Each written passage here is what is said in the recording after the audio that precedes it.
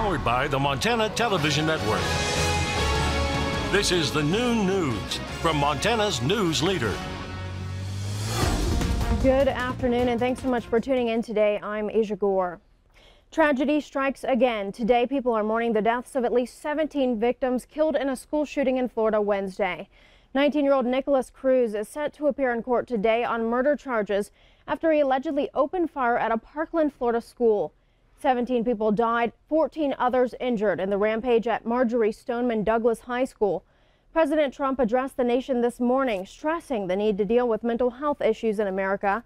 He said, quote, "It's not enough to take actions that make us feel like we are making a difference. We must make that difference." The president said he will discuss policies to make schools safer in a meeting with U.S. governors and attorneys general later this month. CBS's Kenneth Craig is live at the scene, and he joins us now with more. Kenneth. Good afternoon to you from Parkland, Florida. I'm standing just a few hundred yards from where this tragedy unfolded. That right there, that is the school behind me. You can see there's still a pretty serious law enforcement presence out here this afternoon as authorities still work to piece all of this together. 19-year-old Nicholas Cruz entered the Broward County Jail Thursday morning. The suspect's been charged with 17 counts of premeditated murder. Authorities say Cruz began his rampage outside Marjorie Stoneman Douglas High School, then went inside and continued shooting. Some students captured the horrific scene on their cell phones while others ran for their lives. Kids were freaking out. President Trump addressed the nation this morning about the deadly shooting. No parent should ever have to fear for their sons and daughters when they kiss them goodbye in the morning. Authorities say Cruz had been expelled from the school last year. Social media posts show him posing with guns. On Thursday, FBI agents searched the home of the family where he was staying. A lawyer for the family says he was a friend of their son. Cruz moved in following the death of his adoptive mother in November. They were helping him. They had got him a job at a dollar store where he was working. He was going to school to try to get his GED, and they didn't see anything like this coming. The lawyer says they knew Cruz had a semi-automatic assault rifle when he moved in, but they had strict rules to keep it locked up.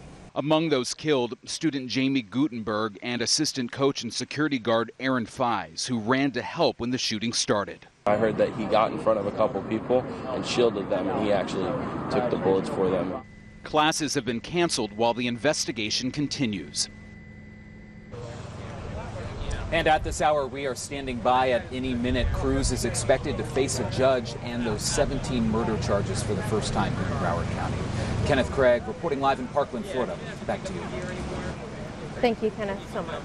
And a Mississippi man says he warned the FBI about Cruz last year after Cruz posted a comment on his YouTube video saying that "I'm going to be a professional school shooter." The FBI says it investigated at the time but could not determine who made that comment. In other news today, one of Montana's Republican candidates for U.S. Senate appeared in court on alleged hunting violations. Montana Fish, Wildlife and Parks cited Troy Downing 7 times for buying or applying to buy a resident hunting and fishing license from 2011 to 2016 when he was not living in Montana.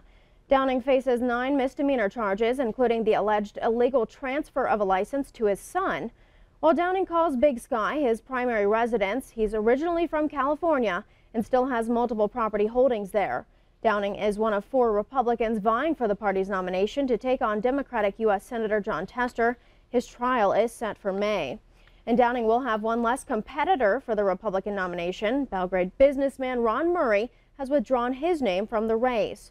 Murray said Wednesday on his Facebook campaign page he has not been able to raise much money, and so he's dropping out. Murray says the media is only interested in the candidates with the money and says he's not a rich guy who can fund his own campaign like other candidates. Murray endorsed State Senator Al Olszewski of Kalispell for the Republican nod. State Auditor Matt Rosendale and former State District Judge Russell Fagg are also vying for the Republican nomination. The primary election is in June. The former Rocky Boy Health Clinic chief financial officer will spend time in prison for wire fraud. 61-year-old Kathy Ann Sutherland of Box Elder was sentenced Wednesday in U.S. District Court in Great Falls to a year in prison. Sutherland's duties included issuing loan checks to Rocky Boy Health Board employees. Prosecutors say Sutherland used her position to take nearly $112,000 in loans in excess of the $800 limit. Sutherland must also pay nearly $112,000 in restitution. Meanwhile, residents of Rocky Boy are left without clean water due to broken and frozen pipes. Rocky Boy rural water supply is low and officials are urging residents to boil their water. Local radio station KHEW reports the water boil advisory is in effect for villages below 3 Mile Hill on the water system, as well as houses on Lower Road below the Monto cut across. The Wellness Center is offering shower facilities to residents daily.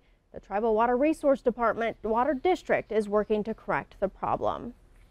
Snowy road conditions are likely to blame for a fatal crash in Grass Range this morning.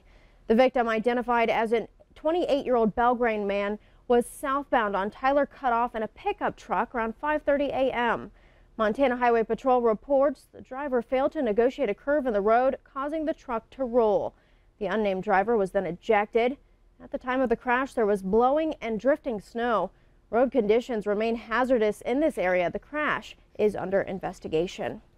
On that note, we turn now to the weather scene where things have been really bad outside, but maybe there's some hope in the future. Yeah, we're starting to see at least some improving conditions, Asia, all across the region, especially across northern Montana where we had severe driving conditions. There's still some areas we need to be wary of, and you can see the snow showers starting to wind down across the area. Here's how things are stacking up right now compared to this morning where we had blizzard warnings, winter storm warnings into effect, still emergency travel only along the High Line and areas around Three Forks on I-90, and winter weather advisories into effect for southern Montana, where we could still have some travel concerns moving through Wyoming and South Dakota. But overall, the picture is starting to improve. We'll come back and take a look at the next round of snow and when it's due with the forecast in a few minutes.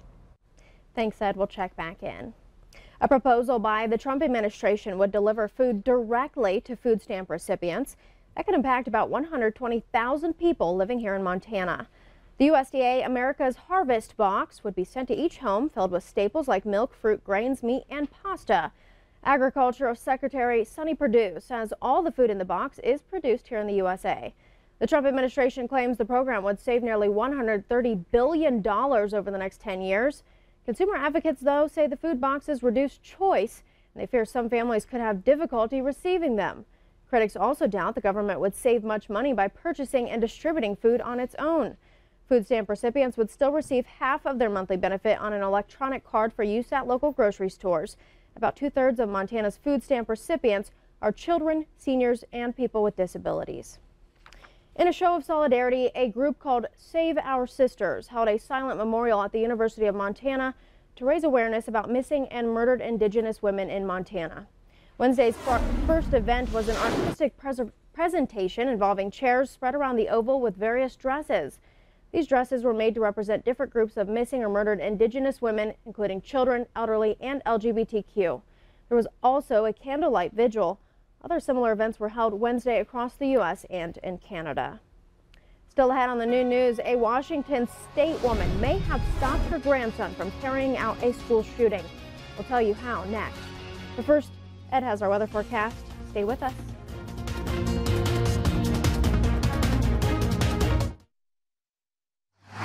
You're watching MTN News with Aja Goare. Storm